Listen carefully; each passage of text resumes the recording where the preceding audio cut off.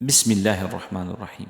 Disa rregullat që është mirë të bëhen ditën e xumë. Pra të lahet trupi komplet, të marrim gusul dhe abdes, të bim selavat mbi të dërguarin ton Muhammed alayhi salatu wassalam, duke thënë Allahumma salli ala sayidina wa nabina Muhammedin sallallahu ta'ala alaihi wasallam wa ala alihi wa sahbihi ajma'in.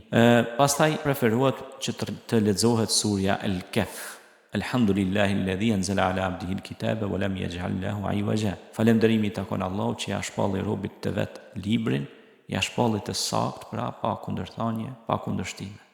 Leximi i surës Kahf është dritë deri në xumën tjetër. Pra kush e lexon surën Kahf ka dritë nga xumaja në xumën tjetër. Pra trupi duhet të jetë i pastërt, po dhe shpirti duhet të pastrohet me dhikrullah, me selavat, me përmendje të Allahut. Pastaj është mirë që të jepet sadaka, lëmosh për të varfrit, jetimet, të smurët. Është mirë të vizitohen të smurët, të lutemi për ta, të bëjmë dua për ta. Pastaj vizita e prindërve është shumë e mirë, pra ditën e xumë, ndajmë kohë me prindrit, të lutemi për prindrit tonë dhe të jemi falënderues për të mirat që Allahu na i ka dhënë. Po ashtu kur folëm për rrobat e bukura, veshjen e bukur, se Allahu Xhamil yuhibbu Xhamal, Allahu është i bukur dhe don bukurën, është mirë që edhe të kemi ndonjë parfum të lehtë, parfumosi. Pastaj është mirë misvaku, pastrimi i dhëmbëve.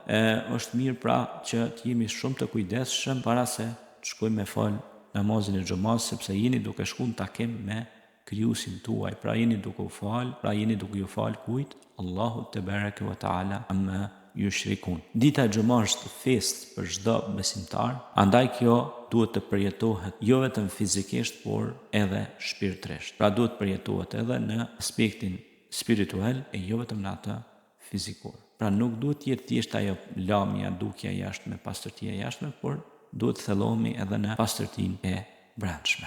Dita e xumë është një ditë e bekuar, është një ditë që veprat tona duhet shtuar, pra veprat e mira duhet me i bë edhe më fuqishëm, me i përshkallëzu ato, me dyfishu ato, nëse ditëve të zakonshme kemi bë një fish, duhet bërë dy fish ditën e xumë, pra vepra të mira. Do të thotë Kurani innal ladhina amanu wa amilus salihat ulaika hum khairul bariya. Ta që ka bëjnë vepra të mira janë krijesat më të dashtuna tek Allahu te bareke ve taala.